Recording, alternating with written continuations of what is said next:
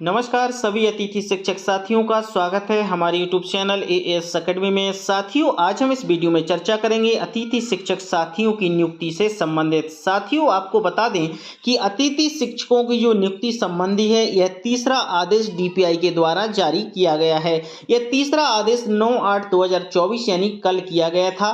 पहला आदेश डीपीआई के द्वारा दिया गया था, उसमें ऐसा लिखा था कि अतिथि शिक्षक साथियों की जो नियुक्ति होना है वो 7 अगस्त तक एनी हाउ होना है, यानी 7 अगस्त तक हो जाना चाहिए। जब दूसरा आदेश आया तो उसमें था कि 12 अगस्त तक, यानी 12 अगस्त तक अतिथि शिक्षक साथियों की ज्वाइनिंग हो जाएगी। इसके बाद एक तीसरा आदेश है, उसमें ये लिखा हुआ है कि 17 अगस्त तक अतिथि शिक्षक आवेदन कर सकेंगे, यानी 17 अगस्त तक अतिथि शिक्षकों की नियुक्ति हो सकती है।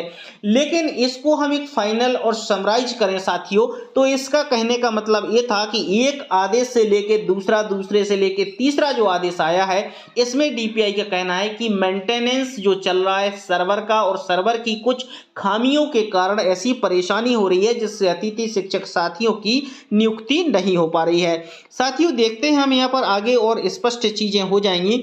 शैक्षणिक सत्र 2024-25 में रिक्त पदों के विरुद्ध अतिथि शिक्षक साथियों की व्यवस्था के संबंध में, जैसा कि आपने देखा होगा कि साथियों पत्र क्रमांक यहाँ पर स्पष्ट है, सारी चीजें हैं, उनके संबंध में समझ लेते हैं कि उपरोक्त संदर्भित पत्र क्रमांक 1 और 2 अनुसार शासकीय विद्यालयों में शैक्षणिक सत्र 2024-25 हेतु शैक्षणिक व्यवस्था के सुचारू रूप से संचालन हेतु विद्यालय में रिक्त पदों के विरुद्ध अतिथि शिक्षक आमंत्रण की कार्रवाई पूर्ण करने के निर्देश दिए गए हैं।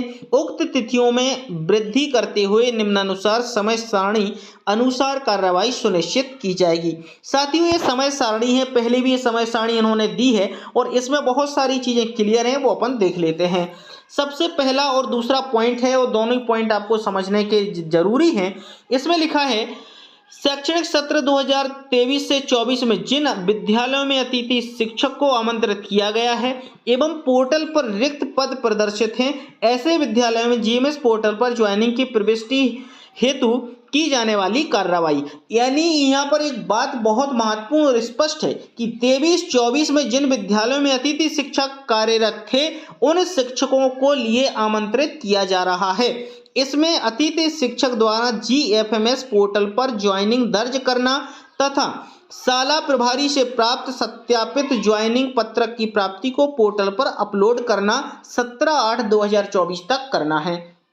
इसके साथ शाला प्रभारी जीएफएस पोर्टल पर ज्वाइन किए अतिथि शिक्षक का प्रमाणीकरण करना 17/8/2024 तक है। साथियों, जो सारी प्रक्रिया है, आपको जो अपने दस्तावेज अपलोड करना है, उसके बाद आपको ज्वाइनिंग देना है, ज्वाइनिंग के बाद एक प्रिंट आउट निकलेगा, उसका वेरिफिकेशन कराना है, फिर अपलोड करना है। ये सारी प्रक्रिया साथियों 17/8/2024 तक आपको करनी है।